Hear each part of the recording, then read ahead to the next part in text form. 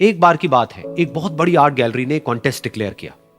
उसमें उन्होंने अनाउंस किया कि जो भी पेंटर पीस को डिपिक्ट करने वाली वर्ल्ड की सबसे अच्छी पेंटिंग बनाएगा, उसको $10 मिलियन का इनाम मिलेगा।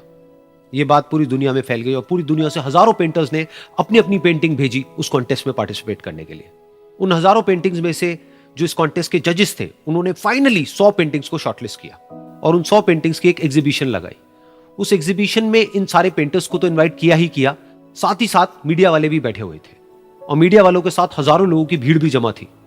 क्योंकि प्राइज अमाउंट इतना बड़ा था तो सबका इंटरेस्ट था ये जानने में कि कौन जीतेगा, कि वो पेंटिंग कैसी होगी और कौन वो पेंटर होगा जिसको इतना बड़ा अमाउंट मिलेगा।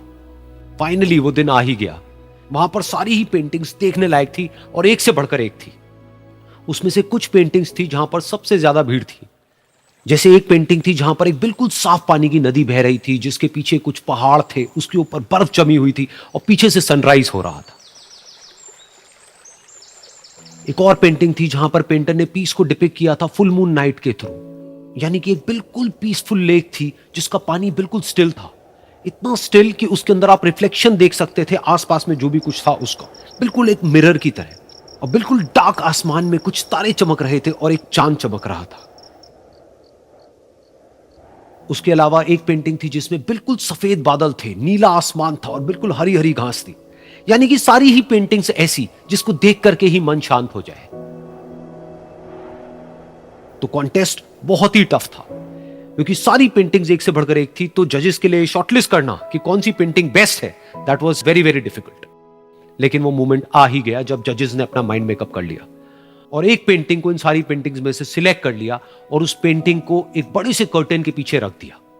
सामने वो सारे पेंटर्स बैठे हुए थे, मीडिया वाले थे और हजारों लोगों की भीड़ थी। सबकी क्यूरियोसिटी बढ़ती चली जा रही थी क्योंकि अमाउंट बहुत बड़ा था। लेकिन जैसे ही वो पर्दा हटा और सामने से सबने उस पेंटिंग को देखा तो सब हैरान रह गए। सब एक दूसरे की शक्ल देखने लगे। किसी को कुछ समझ नहीं आ रहा था कि एक्चुअल में हो क्या रहा है, क्योंकि वो पेंटिंग जो वहां पर दिख रही थी वो दूर दूर तक शांति को डिपिक्ट नहीं कर रही थी।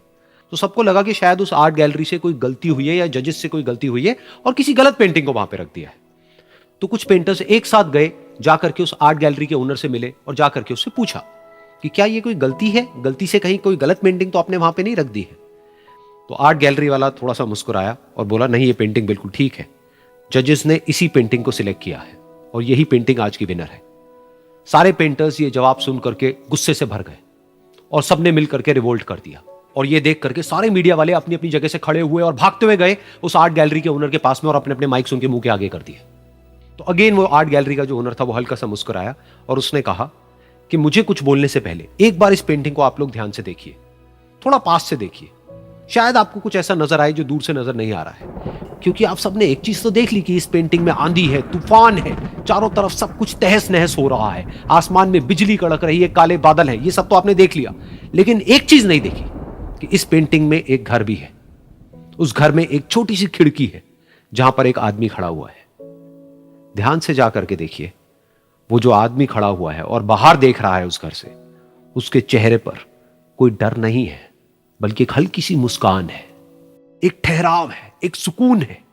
और यही है शांति का असली मतलब। यानी कि शांति का मतलब यह नहीं है कि हमारे बाहर सब कुछ शांत है और फिर हम शांत हैं, क्योंकि वो टेम्पररी है। असली शांति का मतलब यह है कि हमारे बाहर चाहे